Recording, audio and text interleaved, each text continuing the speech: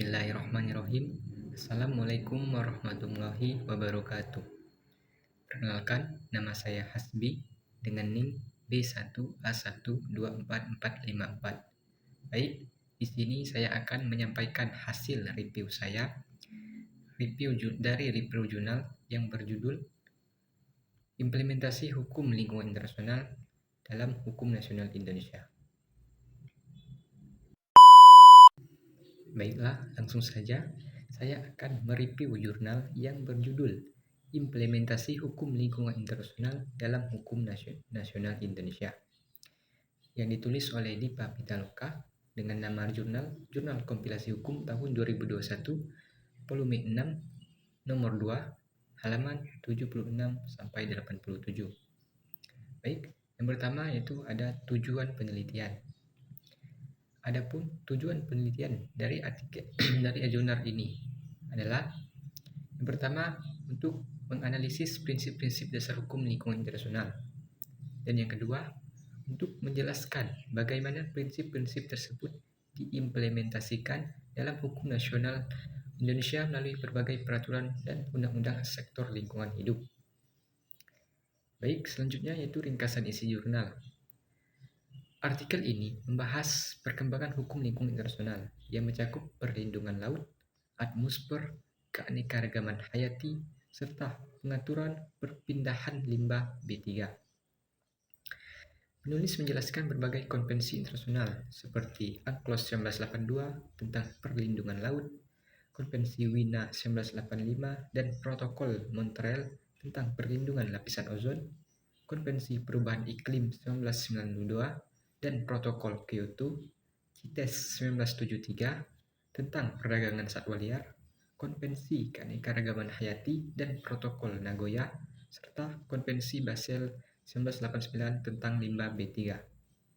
Indonesia telah meratifikasi sebagian besar konvensi tersebut dan mengimplementasikannya melalui sejumlah undang-undang, di antaranya Undang-Undang Nomor 32 Tahun 2009 tentang Perlindungan dan Pengelolaan Lingkungan Hidup atau PPLH, Undang-Undang Nomor 41 Tahun 1999 tentang Kehutanan, Undang-Undang Nomor 31 Tahun 2004 tentang Perikanan, dan Undang-Undang Nomor 27 Tahun 2007 tentang Pengelolaan Wilayah Pesisir dan Pulau Kecil.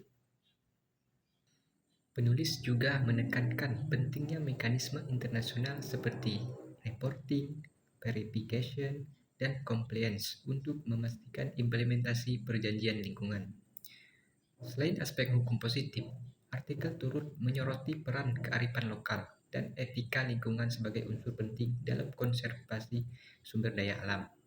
Contoh kearifan lokal seperti Sasi, Kemali, dan Lubuak Larangan menunjukkan bahwa masyarakat adat memiliki aturan internal yang mendukung pelestarian alam.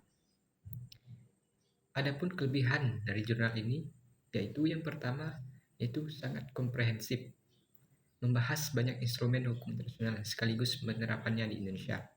Yang kedua, struktur yang jelas, mulai dari teori hukum lingkungan internasional, implementasi, hingga etika lingkungan. Dan yang ketiga, relevan untuk kajian hukum kontemporer terkait pembangunan berkelanjutan.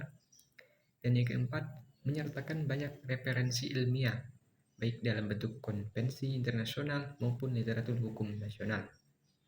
Adapun kekurangan dari jurnal ini yaitu yang pertama, beberapa uraian masih terlalu deskriptif sehingga analisis kritis terhadap implementasi hukum di Indonesia belum terlalu mendalam.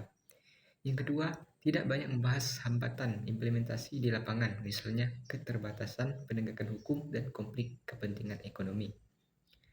Yang ketiga, penjelasan tentang efektivitas regulasi nasional tersebut terhadap komitmen internasional masih bersifat umum.